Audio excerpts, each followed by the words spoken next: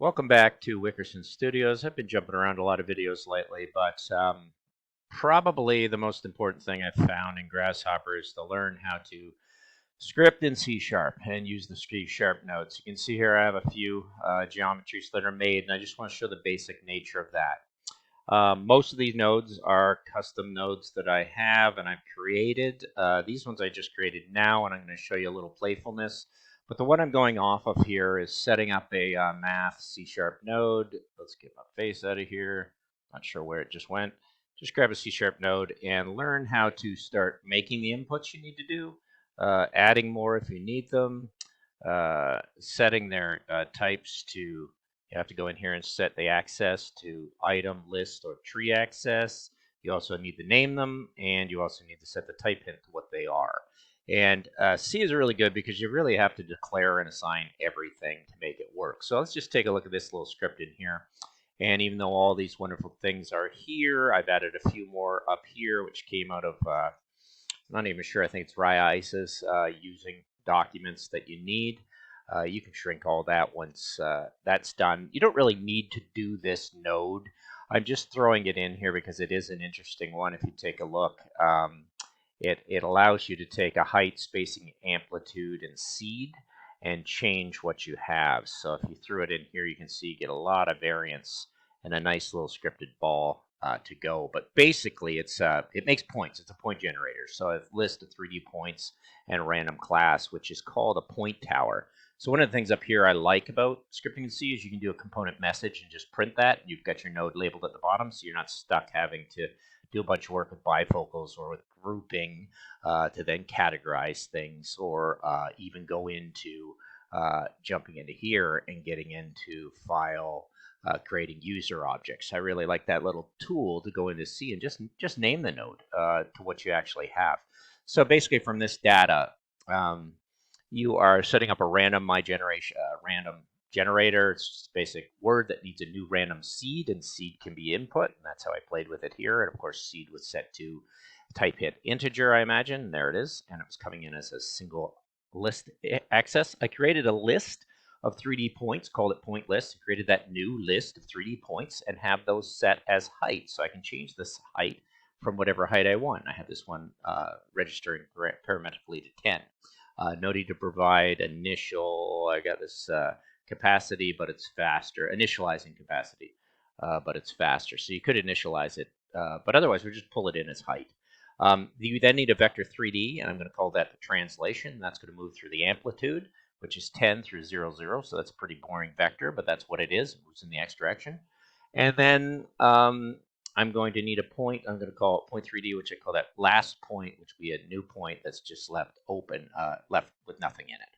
So then it's a while loop that you take this through. I'll initialize I to 0. You could initialize it, I guess, farther down, but I'm going to initialize it there. I is less than height, so long as it's less than that. It will run through. Let's see what happens. There it is. It's kind of tucked in here pretty nice. It's creating a double, a radian angle, which is a double of my random generator at 0 to 359, because you think it's going from like 1 to 360 degrees, but since you start counting at 0, let's just put that in there at 0 to 359. And then you're going to multiply that by the math of using a math node, which means we probably had the import math back up here at some point, and I think I did that. Where was it? What am I thinking here? No, it should have been an import tucked in here somewhere a little bit farther up. The utility functions. No, what am I thinking? Let's shrink that one. Oops, I shrunk everything. Let's just shrink that one. There we go. Well, it's in there somehow, or I've just pulled in math. It comes up in one of the using systems, I guess, as a library, and then I use pi. The translation will go through a rotation, which needs, any translation rotate needs a radian angle. So that's why I created it here from the double of that random. And it also needs a vector, so I chose the z-axis of that vector, which would send it vertical so it could rotate around that. And that might start to make sense when you see the geometry that's actually being generated. The last point is plus equal, that last point plus translation, and then the last point at the z is I times the spacing, and you can affect the spacing as well. So what happens is as you run through this kind of while loop, you are going to append that list, but it's called add list in C because I'm not dealing in Python anymore. And you're going to add that last point, and you're going to end up with a points outputted list. So that's running. I'm just going to run it, but I'm going to show you as you play with this slicing, you can kind of visualize what that was doing. Not only on a seed of jumping around, dancing around that, also you can affect the spacing of that, which would influence that shape. Of course, it reflects whatever seed is put into place. So that's a long way around it. I didn't mean to get into all that detail, but that basically makes a point.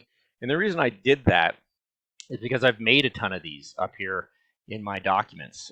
Some I have custom Python nodes. I think those are Python. Yeah. They might be C. I can't even remember. It's been so long since I went into them.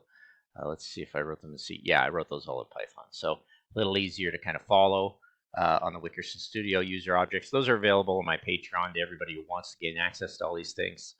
So let's take a look at the first script. And it needs a point, and it needs a radius. So I basically set an integer, and I set a point. So this one up here will be type in point 3D. And the script is pretty simple. It's pretty lame. It's make a sphere and call it point sphere. You'll need a new sphere, and you'll need a point and radius to make it. I did run the iteration kind of string here with the iteration number, and then sphere equaling. You could delete this. It's not even necessary. Let's take that out, and let's run it as sphere equals point sphere, and run it. And we'll just get rid of this because we're not even looking at it. And we have that sphere that's been generated, and there it is from that point and radius.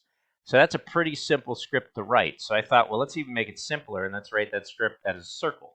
So I went into here, and let's downsize all this stuff, jazz. And you can see again, now, this is one way to generate a big one all the way up to 100. But you'll see what's happening is it's forgetting if it goes through a for loop, sets the radius equal to 1, and then it goes all the way up as adding 1 to radius until it gets to 99, because that's less than 100.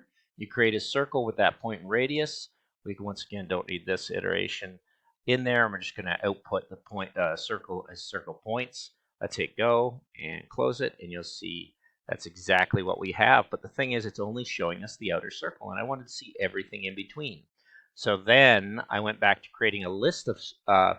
This was an example of creating a list of spheres, which we can leave for right now.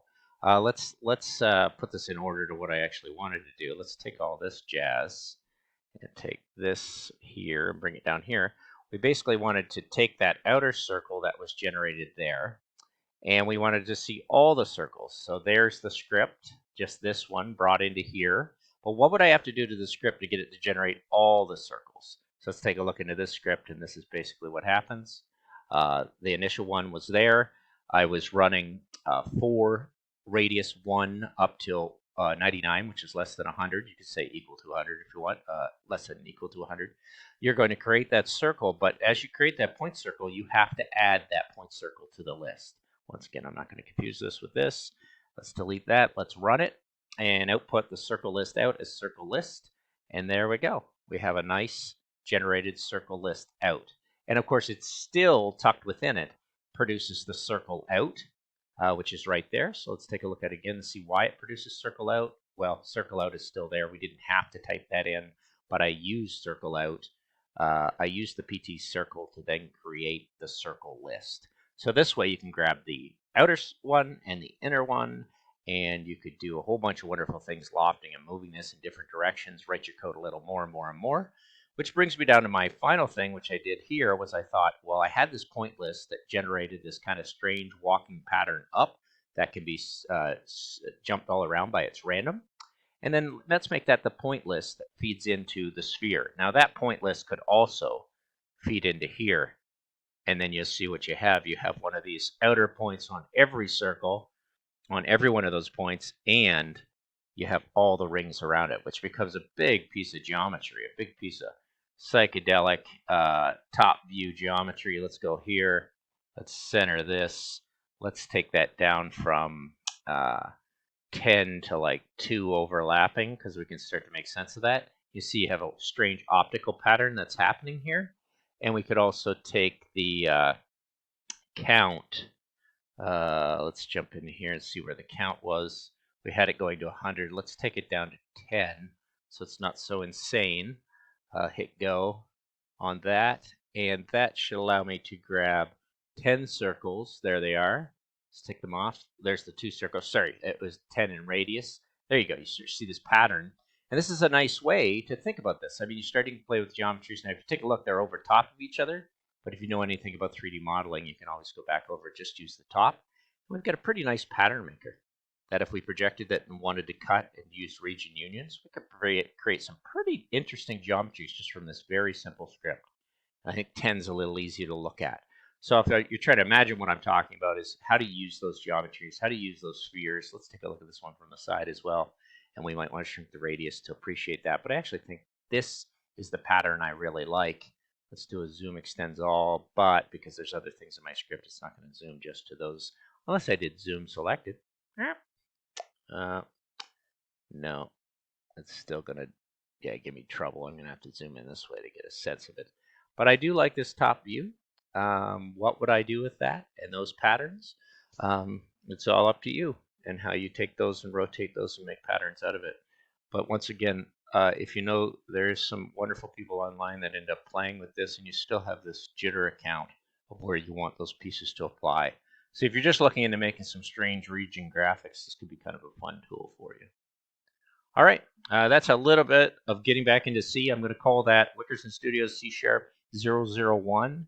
And as I read through this horrible text, which is just awesome, it's head first C#. I'll be working in XAML and C# in that, but slowly I'll be putting in the operators and the for loops and while loops and conditionals and all that as I go, building classes and making more and more complex geometry. Who knows how long I'll stay with this, but there is 11 minutes of getting back into C# for Python. And I hope my groups start to take an interest in that, and I'll keep feeding my Patreon with the user objects, the custom user objects, and the GH files. Thanks for watching.